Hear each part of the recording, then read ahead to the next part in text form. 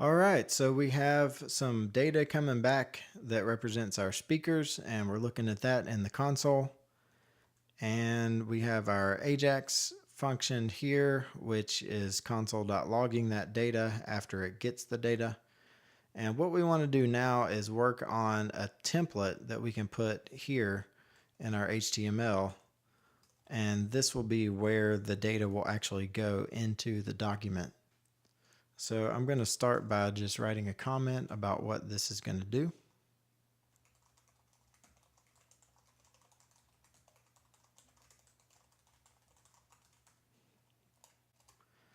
And my template's going to start out by basically having a wrapper of an article element.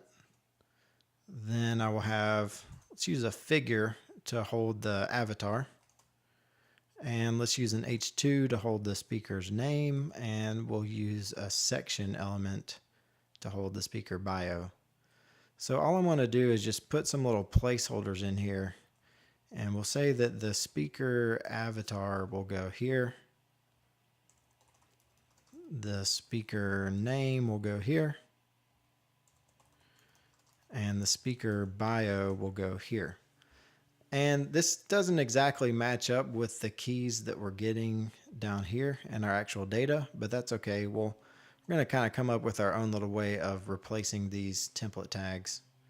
So now that we have our template in place, I'm going to come into the JavaScript file here. You can see that if we load that, what we have up now in the browser, it just looks pretty horrible and nothing really much is happening. But what we can do is, instead of just console logging the data, we can actually do something with it. So the first thing I'm going to do is get what I might call a pseudo random number from our speaker array. And we're really going to start by just putting one speaker's data into the page. So this math.random will give me a number between 0 and 1. It could be 0, but it will not be 1. And then I'm just going to multiply that by the data.length. And so what that does is it gives me a decimal that's between 0 and the length of the data array. And then if I take the floor of that, then this will basically ensure that I have an index that exists within the array. And for our purposes, we can consider this to be random. And we can then say that the speaker should be the result of grabbing that index out of the array. Next thing I want to do is to get the article element where we're going to be inserting our data. So we'll say that the article variable should be the result of querying for the article element, and that we'll have a template which is going to be the article's HTML. And that should just make it a string which will represent the inside of this article here. And if we want, we can check out what that gives us.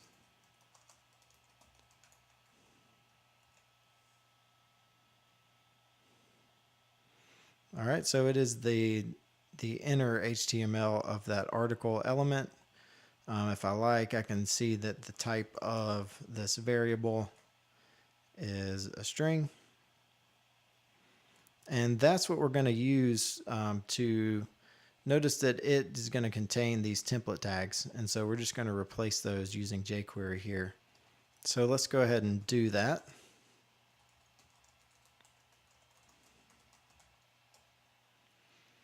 The way that we're going to accomplish this is just to say that the template is equal to the result that we get when we replace,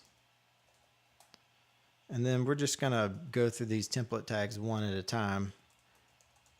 If you really had a lot of tags to replace and wanted them to be more dynamic, you could definitely improve upon this. But for us, we're going to have so few tags that we're just going to do this kind of the manual way. So we're going to replace the speaker.name tag with the speaker object's title property. So that's going to take this string here and replace it with the speaker title. And then we can just continue to do that as long as we want. We'll say that the speaker.bio should be replaced with speaker.content. And then we'll say that the speaker.avatar tag, this one will be a little bit different because we need to actually put an image tag in there. So to do that, let's go ahead and leverage some fancy ES6 stuff. If I use backticks, that will allow me to use ES6's template literals feature. And essentially what that means is I can just type some HTML like so, and then anytime that I need to use a variable in this string, I can do that, and I can tell it to put the speaker.avatar here for the source attribute. And then let's go ahead and give it an alt, and I will say that the alt should be speaker.title. And let's put the word avatar after that. So one thing to be aware of when you're using ES6 features is that these will, as of right now, not work in really old browsers. So if this is for a production environment, you might want to consider using some tools to allow you to use this type of notation. And that's pretty much it for parsing out our template tags.